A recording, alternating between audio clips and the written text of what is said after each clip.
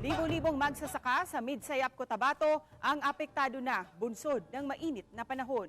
Nasa mahigit 5 million pesos na ang naitalang danyos sa kanilang mga taniman.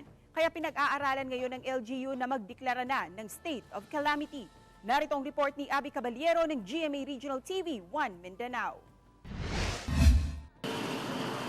Nakararanas na ng krisis ang mga magsasaka sa Midsayap, Cotabato dahil sa tindi ng init ng panahon.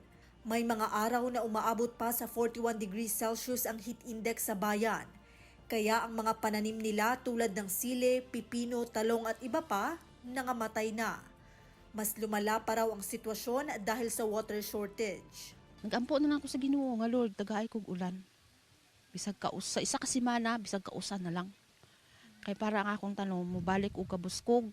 Ang palayan sa bayan na nasa 6,000 hectares, nasa 1,000 hectares lang ang pwedeng tamnan sa ngayon dahil ito lang ang may sapat na supply ng tubig. Imagine the 5,000 discrepancy ng hindi nakapagtanim. And to take note, November pa halos ang last harvest ng mga farmers natin sa rice. And June pa sila makapagtatanim when the rain comes. So, wala talagang kabuhayan ngayon yung mga magsasaka natin. Sa tala ng Municipal Agriculturist's Office, mahigit 7,000 magsasaka na ang apektado sa bayan.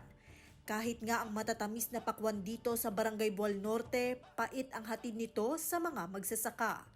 Dahil maliban na sa may oversupply nito dahil harvest season din sa ibang lugar, nagkakrak at nasisira ang ibang bunga nito bunsod ng mainit na panahon. Kaya hindi na rin mapapakinabangan. The watermelon crops na alternative na tinanim ng mga farmers natin dito, heat-loving crops, is hindi niya nakaya yung tindi ng init. The fruits is pumuputok, nagka-crack, and the quality of the fruit is very low. Ayon sa Municipal Agriculturist's Office, nasa 2 hanggang 5 piso per kilo na lang ang farm gate price ng pakwan, na dati ay nasa 15 hanggang 20 pesos per kilo. Kaya't umaaray na ang ilan sa mga nagtatanim nito dahil lugi na raw talaga sila. Hindi kami kalisod karon kay bisan sa amon nga pagpaningkamot.